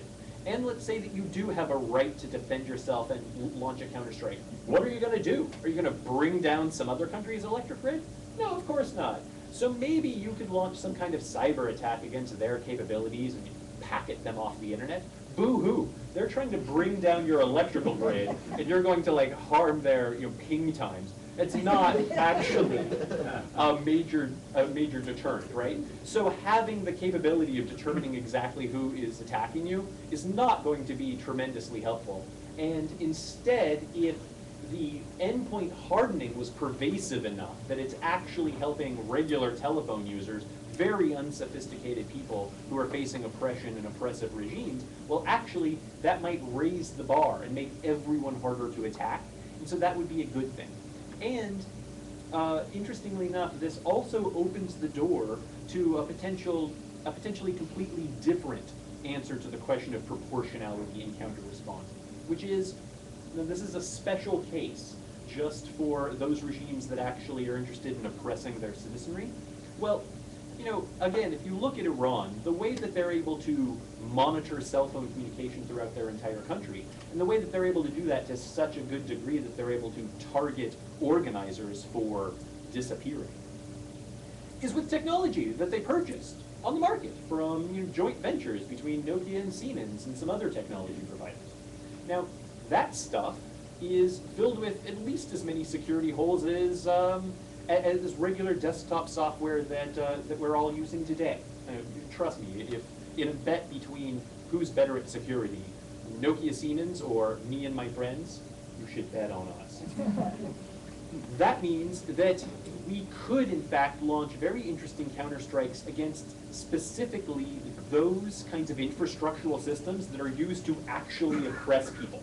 So I'm just saying, you launch an attack against us, if we can bring it back to the source, we're not going to bring down your electrical grid, but maybe we'll take out your ability to monitor all of the communications of your citizenry. Maybe we'll take out the ability for you to geolocate people and round them all up, and maybe we'll make it actually a little easier for them to communicate and self-organize, and then we'll just kind of let you alone. We'll just see what the consequences of that are.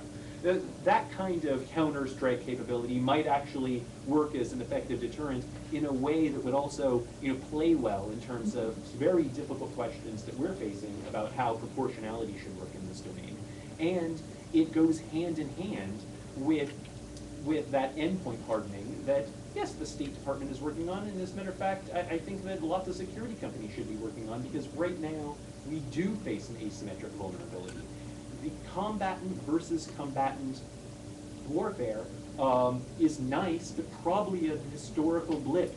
And what cyber attacks can achieve right now is civilizational devastation, especially when you look at attacks against control systems. And the way in which those things are achieved is stepwise by using the insecurity of very common systems. So that is our #1 vulnerability, and that, I think, should face a higher sort of priority than questions of attribution. Thank you. Let's take another question. You got one in the back? So we heard about the pirates out there wanting to be unleashed, and some of the industries out there already seeming ready my perception is that we're sort of still lacking in terms of that industry motivation to tackle this problem. Jim Wilson's here a month or so ago. He talked about this trend where he goes and in the hallway, the CTO is there wringing his hands saying, we got a real problem. In the boardroom, the CEO is saying, oh, don't worry, we got it all under control, no issues. And I think the trend there is a combination of fear of liability and not wanting to admit anything publicly, and at the same time, the economic issue of until you've actually been slapped upside the head, no one wants to make a huge investment, especially the investments that are going to get competitors for that company. Now, the trend I've seen, this is what I appreciate the panel to comment on, in the name of something very good, which is the public-private partnership, I'm seeing more and more government entities taking their lead from private industry organizations. Just recently, both DHS and NRC have quoted NERC, this is in that control space domain. Well, we'd like to look at some of these other problems, but industry has to meet this requirement. So I see this in a really nasty do-loop where these commercial industry organizations, where it requires the membership to stand up publicly and say, we've got a problem, are the things that are in turn driving the broad national agenda and requirements framework. To me, that's a fairly frightening cycle that we're in, unless it's either broken on the industry side from an economic and liability standpoint, or from a government side on change of policy. I don't see how that loop breaks. Companies are having to make very difficult choices. I mean, I was on the phone the other day with the chief of security for a very large, oil company in the United States, who said, look, he said, basically, I've ceded my email servers to the adversary. I'm only protecting my SCADA because we have chemical plants in the middle of large U.S. cities, and I have to prevent Bhopal from happening, in Gary, Indiana. If they're in the network reading the CEO's email, if they're screwing us out of major international oil deals because they have advanced knowledge and intelligence about everything that's going on, I only have so many resources, and I've decided to be resilient just in this one corner over here. And I think a lot of companies are forced to make those decisions. I mean, I'm the CISO of my small company, and trying to convince, I have a generational problem. I mean, my entire senior management team is at least 25 years older than me.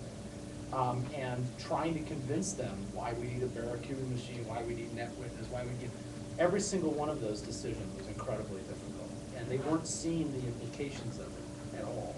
And we weren't spending the kind of money, we were being too reactive. But then going to them and saying, we need to put a honey net outside the DMZ, and we need to do all kinds of stuff like that. They're like, we have no idea what you're talking about. You can go ahead and do it, but here's a memo we want you to sign that says you're personally liable for whatever happens. And I said, fine, I'll sign that with somebody else's name. But so I think in the absence of strong guidance from upper authority in the public-private partnership here, companies are just having to make very difficult trade-offs. Very difficult trade-offs. The proper view of your threat analysis when it comes to this domain is as an area of risk management, managed at the top level of corporate governance. And the problem that we're in is in no small part due to the fact that cybersecurity has been a domain within the IT department somewhere. So it's managed by some IT people as an aspect of their operation, and that can't be the case because the moment is with the attacker, and there are just too many ways into an organization. Spear phishing, targeting individuals and tricking them into giving you account credentials, then building a beachhead within an organization, then growing from there. It's too easy, and it uses any attack surface, as we call it, within an organization. It's not really just a technology problem. So to solve this problem, the issue needs to be elevated to the level of corporate governance, where executives are looking at enterprise risk in general, and they can view cybersecurity risk as being a domain of that, stretches across the organization, and can be managed. This is a field that can be measured, there can be hard data, that data can even be sanitized and shared in certain ways, and then it can be managed and improved. And that is the process that large organizations need to go through now. It's this elevation of this out of the IT department to the top level of corporate governance that begins the process of building that resilience into the organization. Because resilience isn't necessarily an IT domain, right? It's actually an operational domain. And your disaster recovery plans, your attack recovery plans should involve operational concerns that, by the way, do assume that attackers are going to get in, because they will, and in fact, they may already be there. That elevation, I think, can go a long way into then bringing to bear the kind of operational and managerial excellence that actually American companies have in space. So, Yeah, I think the situation is getting better, but I think the broad outline of your premise is correct. A lot of these things I have to reason to be an analogy, and so your kind of corporate disinterest point, I make a parallel to Somali pirates. We seem to be fixated on pirates today, but in the last year or so in government, Somali pirates were a big deal. My years in government, we talked about it a lot. In one of the very early meetings, folks said, they're not really grabbing any U.S. Navy ships. They're grabbing merchantmen. What's the private sector doing? And so people went away and came back at the next meeting, and the answer was, the private sector is paying Lloyd's of London $20,000 more a haul, and they're getting on with life. In other words, the incentives, the market incentives, were designed to accommodate the problem rather than solve it. I think I believe this. Other people who know this better than I have said it, so I'll repeat it. Market incentives have failed to get cybersecurity to a sufficient level. And generally, when market incentives fail in our society, we default to regulations, which would be a really bad idea for this, for a whole, one thing wouldn't work, but for a whole variety of things. When I talk to private companies who are trying to get serious, it's very difficult for them. Now, this is the second issue. It's very difficult for them to determine how much is enough or how much is prudent. I talked in depth with one industry council, and it suddenly struck me that when I worked in the Pentagon and we were going to go build something, it was building against something. Either we had a defined capability or we had a defined threat. In this case, we were going to define threat, and now I have a metric by which to measure how much am I buying. And there are trade-offs, and you don't buy all of it because you can't afford it, but you know relatively what risk you're accepting. That's very hard. It's hard by the nature of this threat. It's made even harder by the lack of transparency between government and the private sector in defining the threat. I think it's a giant step forward to be a bit more open in deciding to share a threat. General, can I pick up on that? You mentioned Jim Wolf, Reuters. You mentioned in passing the defense industrial base initiatives underway at DOD. What's your sense of how far they're going in meeting the kinds of higher levels of security you think are necessary? I wonder what you're hearing back from the industry. And what about the applicability of that model to other industries? To first order, Jim, I don't know the answer. I really don't. So I won't even pretend to create an answer as to how much they've raised the water level. The applicability to other industries goes back to the cultural, political questions that we had before. Frankly, .mil, I think most people agree, is far better protected than .gov than .com. But then again, every time you sit down at a .mil computer, you've got that banner staring at you right between the eyes. This machine is subject to monitoring. And so it's those trade-offs that we have to decide. And how about .secure, you mentioned also? .secure is just a concept mentioned by General Alexander as, and I may be reading between the lines, right? But I think what Keith is trying to suggest is this broader thing I think that James brought up, that we need a more hardened enterprise structure for certain activities, and we need to go build it. It just can't be commingled with everybody's Facebook page and LinkedIn. But I mean, the thing is that, you know, there's, Gershon Kron used to talk about the advantage of economic backwardness, right? He used to talk about the advantage of late modernization. There's lots of countries that came to this cyberspace thing fairly late and went from dirt to wireless. I mean, the Chinese did. I mean, and they don't have, on one level, they don't have nearly the legacy problems we do. So there's sort of a vision of what a re-architected network would look like. Now, China's a bit of an outlier because it's really kind of tough to defend a network where you have a 96% piracy rate on what is already a highly vulnerable and incompetent operating system. And you're not getting adequately patched. So this idea that somehow they're invulnerable, I mean, you know, if you look at the Chinese internet, it's a disaster from an inter-networking and network security perspective. But they did come to the game fairly late. There's other entrants that have come late and done it right and done it well. The question is, can you re-architect a network? The analogy there is, you know, basically repairing an airplane at 30,000 feet. I mean, the network can't stop working, right? But I was very disappointed, for instance. The Chinese are spending an enormous amount of money on IPv6 as a national infrastructure stimulus priority. And we built bridges. Now, admittedly, a lot of our bridges are falling apart, but we spent a lot of money on brick and mortar things that could be built in our stimulus packages. We didn't spend a dime on Next Generation Network. Next Generation Network wasn't mentioned in the Comprehensive National Cybersecurity Initiative out of the White House. So the kinds of investments that we could have made, instead, what are we investing in? We're investing in smart grid, where we said, look, we need efficiency in the power grid. And then as an afterthought, someone said, hey, is it a bad thing that we're connecting the entire consumer power grid to the internet? Is that a bad thing?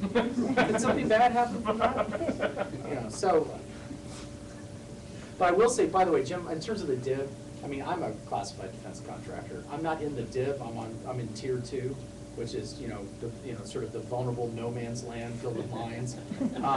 But you know, yes, it can be applied to other industries. There's lots of interesting lessons, but you have to understand that DoD and its acquisition framework and the Defense Security Service have a tremendous amount of leverage over my behavior.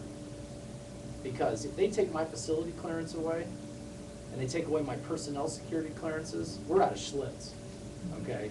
You know, I'm digging ditches, you know. I know from Caddyshack the world needs ditch diggers too, but I'm too old to dig ditches, so I don't want to dig any ditches. But, you know, they have a tremendous amount of leverage over those companies. There's not a similar governance or regulatory leverage outside of really critical infrastructure like electric power and water and things like that. And once you get out of that really critical area, the government doesn't have the kind of leverage that it would over the two. So it's not really applicable outside of that. It's applicable to critical infrastructure, frankly, but it's not applicable to the larger .com. and we have to choose that. Yeah.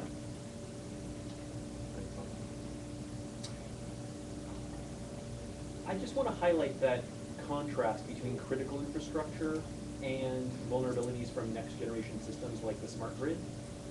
Historically, we are fairly good at securing stuff that's called critical because we apply that castle keep approach to securing it. We add a lot of layers of security and a lot of expense and a lot of special procedures.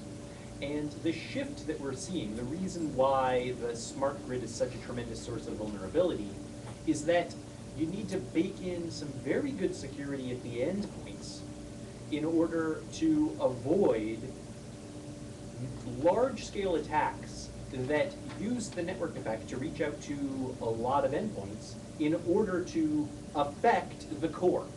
So we can hire a lot of people to make sure that the core is very well protected. There's actually a lot of attention spent on protecting the grid. There's less attention placed on protecting the meter on the side of your house. And if the meter on the side of your house has a security vulnerability in it, well, the impact is someone can mess with your house.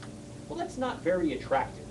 So no one's going to spend a lot of resources on attacking your house and exploiting your power meter in order to do that.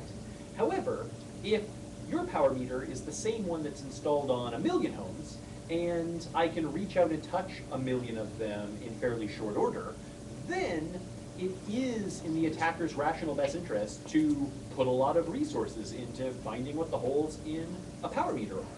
So that means that the bar for defensive engineering has to go way up for what is essentially a consumer-grade device. Because if you hit a lot of the endpoints, then you could create a cascading effect that actually hits the core. And that is the situation that we're in right now. The attention on national infrastructure protection is looking in the wrong place.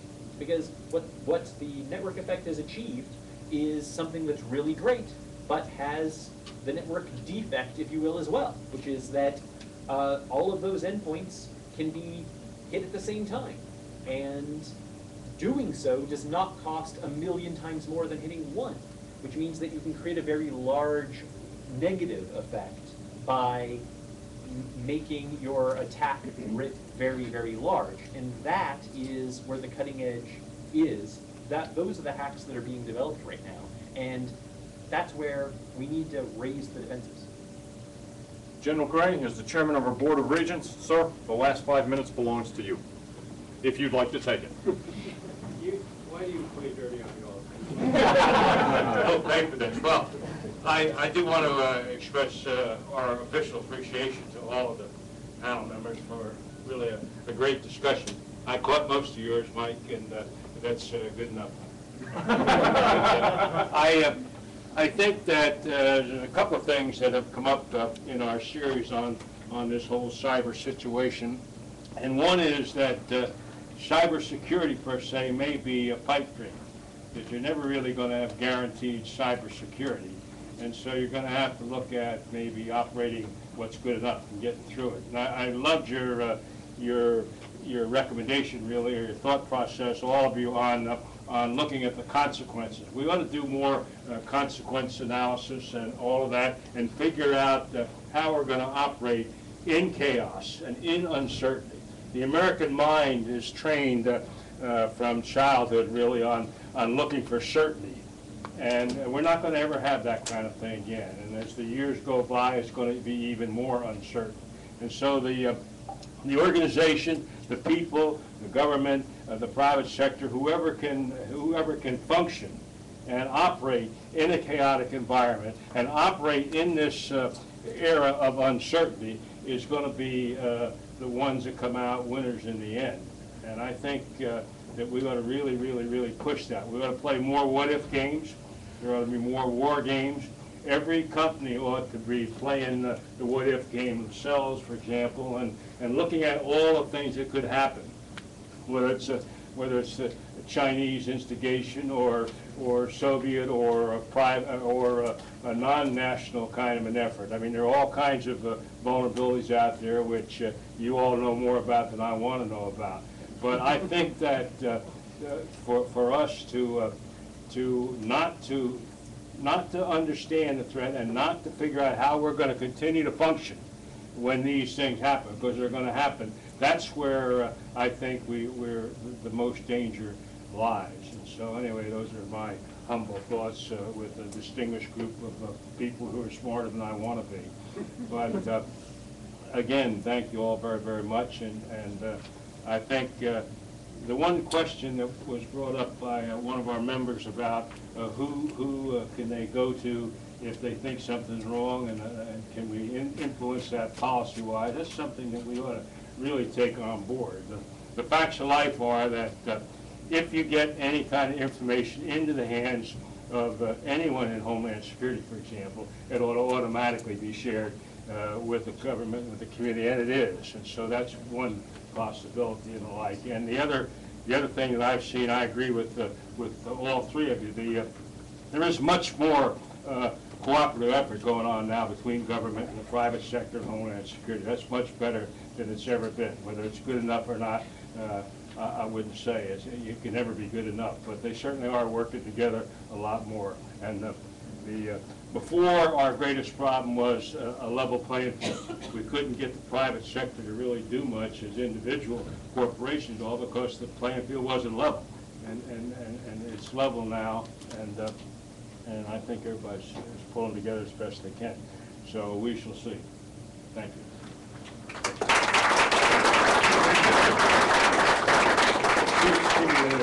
I will, sir. Oops. As General Gray is presenting a coin to our panel members, sir, if I could ask you to shake their hand and present it. I want to thank the panel members once again for participating today, and thank you for coming.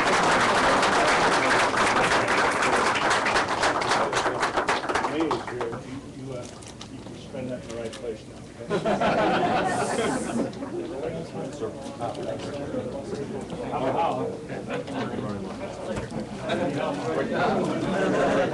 What do you say?